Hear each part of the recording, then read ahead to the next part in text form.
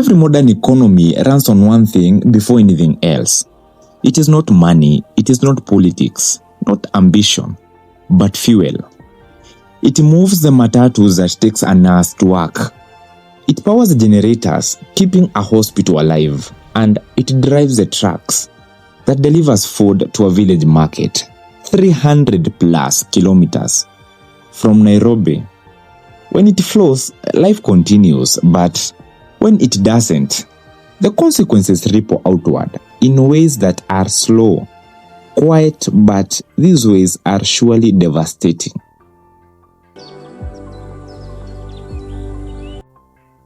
In the months leading into 2025, Kenyans began asking a question that should have never been asked in a country with functioning systems.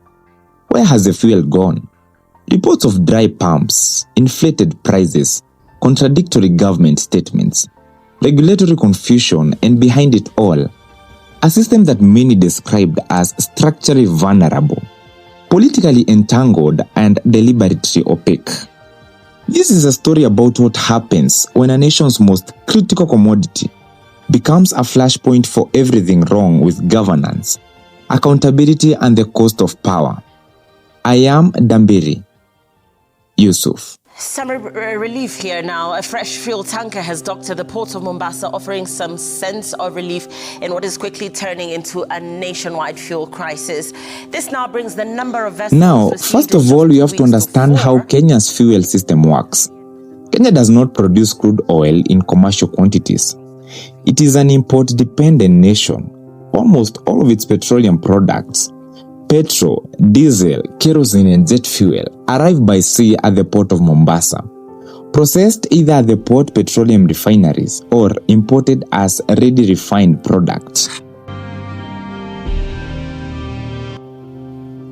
From Mombasa, fuel travels inland through the Kenya Pipeline Company's network, a system of underground pipes stretching thousands of kilometers, before being stored at depots in Nairobi, Eldoret, Kisumu, and other strategic centers across the country.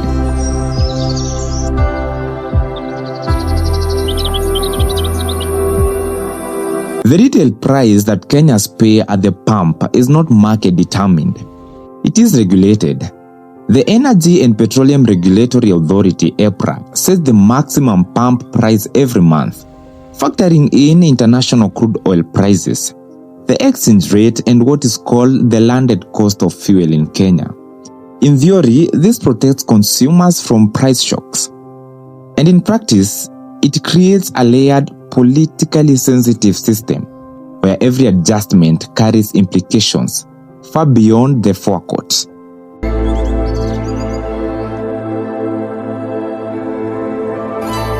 At the commercial heart of this chain sits a handful of major marketing companies responsible for importing, storing, and distributing fuel at scale. Their decisions, their cash flows, and their relationships with government shape whether fuel reaches every Kenyan citizen or not. There is no fuel at this petrol station in Kilimani. There's also none at the Ola down the road. The first signs were scattered. Social media posts, drivers complaining that certain stations were closed, or maybe they were running out of fuel. Riders and transporters warning of rising costs. In isolation, this appeared routine, the kind of fluctuations any supply chain experiences. But the reports didn't stop. Situation much worse. Now, fuel shortage has crippled the nation as motorists and businesses bear the brunt, fearing a total shutdown. Now, the mainstream media had picked it up. Television segments, investigations by journalists, examining why in a country with a working port, a functioning pipeline, and established oil marketers, Kenyans were still queuing for fuel, or not even finding it at all. In a country of 54 million people, the absence of fuel is not a technical inconvenience. It is a political event.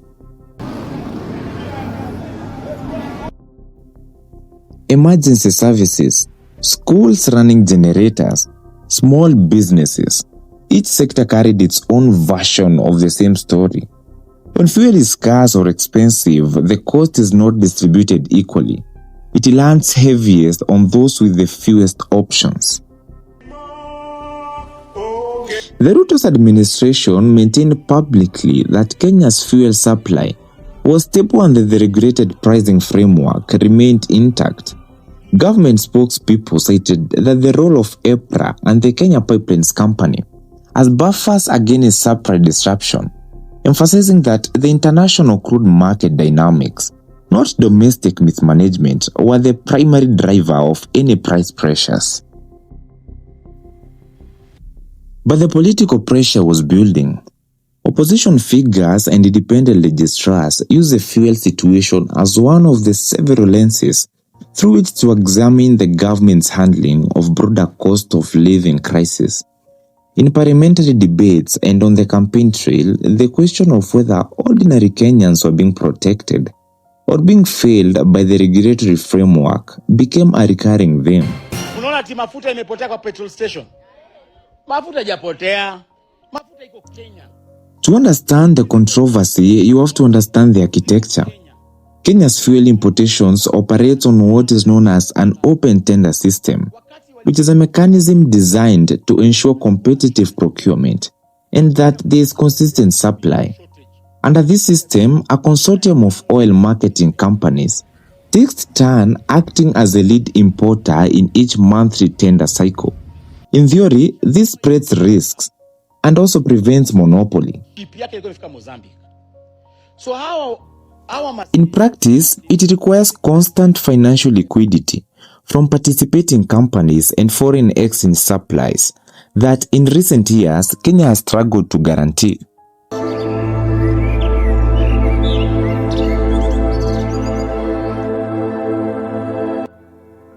The foreign exchange crisis of 2023, which saw the Kenyan shilling weaken significantly against the US dollar, struck the heart of this system.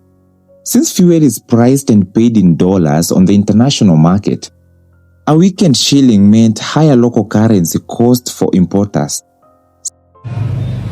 Some oil marketing companies reportedly faced difficulties in accessing sufficient foreign currency through commercial banks to service their import letters of credit, the financial instrument that guarantees payment to international suppliers. Hello, this is Murang'a town. Fuel shipments were delayed. Storage levels at some depots reportedly fell below the comfortable operating thresholds, and the gap between the regulated pump price and the true cost of importing fuel at the prevailing exchange rates became a source of acute financial stress for the companies in this chain. Hakuna mafuta. Siko hakika mafuta wanaficha. EPRA's monthly price adjustment, while responsive, operate with an inherent lag. The regulated prices of today may not reflect the actual importation cost of the last shipment. For oil marketers operating within margins in price-controlled environments, this lag is not a minor technical issue to them. It is a structural vulnerability. Investigative journalists and energy sector analysts raised several questions during this period that remain at best partially answered. The first concern was transparency. Kenya's fuel importation data, volumes imported, strategic reserve levels, depot stock record, it is not fully in the public domain in real time. Critics argue that this opacity makes it structurally impossible for public, civil society, or even registrars to independently verify whether supply distributions are being reported accurately. Have developed a new raft of objectives that are captured in a service chart. The second concern were the questions of fuel quality. Alongside the supply concerns, separate claims circulated publicly, alleging that substandard fuel had entered the supply chain. These are serious allegations. Avoid short at all costs. Let me tell you, these people wanakea watu maji kwa gari. Nimenunua juzi mmenikaribisha na mafuta ya maji. Let me tell you, nilienda kwa ipe. Kenya is a country with ambition. It has built highways, expanded its energy grid, and positioned itself as a hub of East African commerce and innovation. It has the infrastructure, the institutions, and the human capital to manage a commodity as critical as fuel, with precision and accountability. The fuel crisis of this period exposed something that infrastructure alone cannot fix. It exposed a governance gap, a transparency deficit, a distance between the system as it is designed and the system as it actually functions under pressure, between the regulation on paper and the accountability in practice. Kenya's fuel situation will eventually stabilize. It always does, but stability is not the same as accountability.